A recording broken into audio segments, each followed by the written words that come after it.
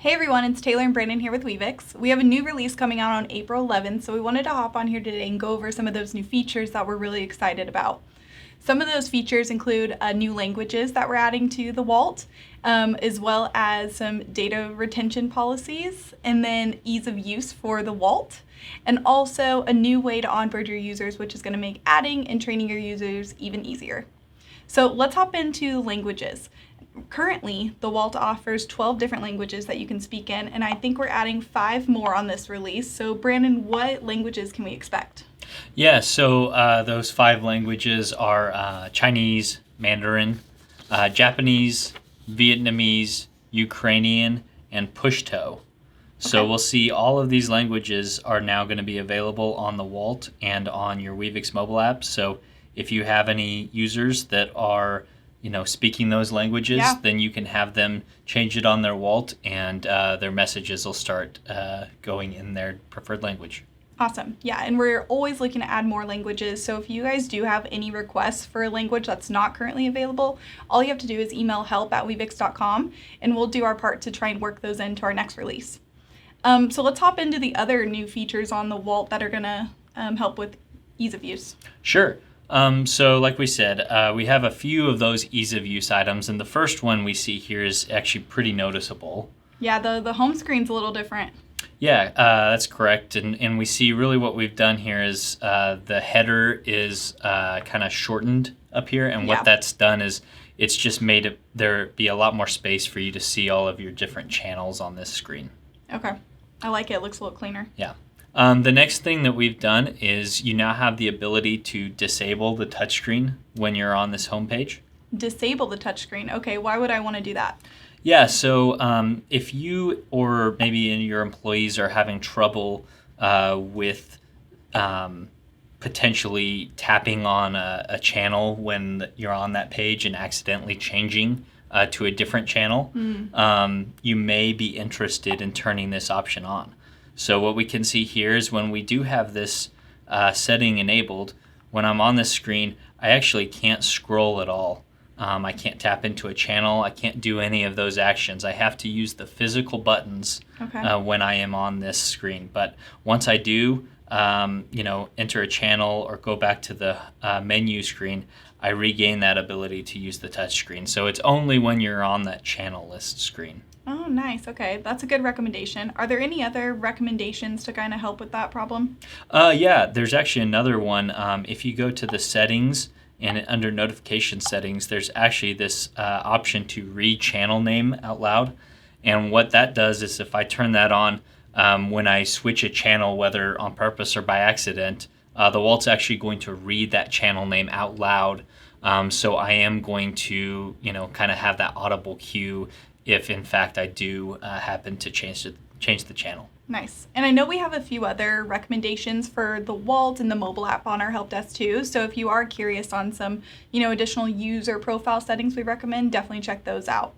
Awesome. So what else can we expect? Yeah, so kind of the last thing here on the Vault ease of use things is going to be the camera.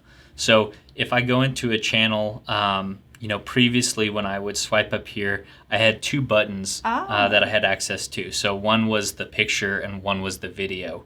But now those have been combined into a single button called the camera. So if I press that, what we're going to see is I have the option now from the camera to use either the picture or video function. And then in addition to that, we've also added an ability to use a flash. Okay, nice. When taking a picture or video, and also if I use the tap on the screen, it's actually going to focus that camera for me. So several different, kind of small differences, but hopefully overall improve kind of the ease of use when it comes to taking pictures and videos. Yeah, I know we have a few clients that work in tunnels or dark warehouses, so that flash option is definitely going to be nice. Yep. Okay, the next big feature we want to talk about is one that you guys have had questions on and requests for, which is data retention. And so on this new release, we're going to be bringing customized data retention to weavix. So Brandon, tell us more about that. Yeah, so data retention is one of those things that, a lot of companies we know have policies where they're required to delete data or delete messages after a certain period of time. And so data retention policies is really going to let you do that within weavix. It's located in the compliance section here on the weavix console on the data retention tab.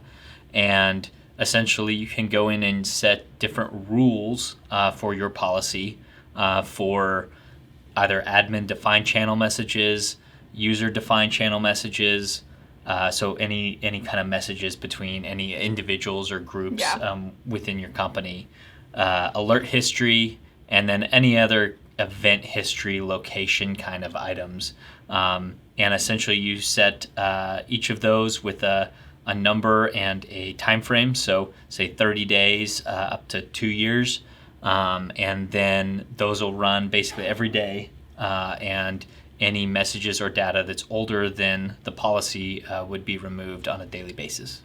Okay. And then I don't see this as site-specific anything, so I can assume that this is a complete account level permission, right? Correct, yes. This is data retention policies are set at the account level, and they will apply to all sites. Okay. All right, so then the last thing we're going to talk about is a new way to manage and onboard your users, which I'm really excited about. We've made some big improvements there. And so this is going to make it completely easier for you guys when you are onboarding new employees to weavix and getting them trained. So the first thing I want to talk about is the user page. We've made a few adjustments to the user page, as you can see. We've added the user info and then the account settings, meaning console, and then also your user site permissions all seamlessly on one page just to make it easier and more collaborative. You can also see that there's no phone number or email required anymore, and that's because we're adding a new concept called user types. And there's actually 2 different types of users that you can add now. One is being a full user and one is a basic user. So Brandon, what are the differences there? Yeah, so a full user is basically going to be most users that you have currently in weavix today. So users that have a phone number or an email address attached to their user profile, and that's not really going to change at all. The biggest difference here is going to be the addition of those basic users. Those basic users will not have a phone number or email address required to be on their user profile. And so what that means is they'll kind of be limited to logging into weavix on their WaltSmart radio or on the weavix mobile app. And to do so, they'll need to use their NFC badge to do that. Okay, when would I use a basic user versus a full user then? A full user is really just going to be like a supervisor level or above, or really any desktop workers that need to access the web radio or console. Okay, awesome. Yeah, that's going to make it so much faster and quicker when onboarding users, because it sounds like the majority of our workforce is going to be a basic user. Exactly.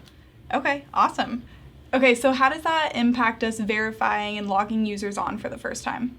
Yeah, so for full users, you're going to have the option to really keep doing the same thing that we've been doing. So you can send them a code. They can use that code to then verify themselves through the app or through the WaltSmart radio and get themselves activated and logged on. But we're introducing kind of our new recommended way of doing this, which is our onboarding guides.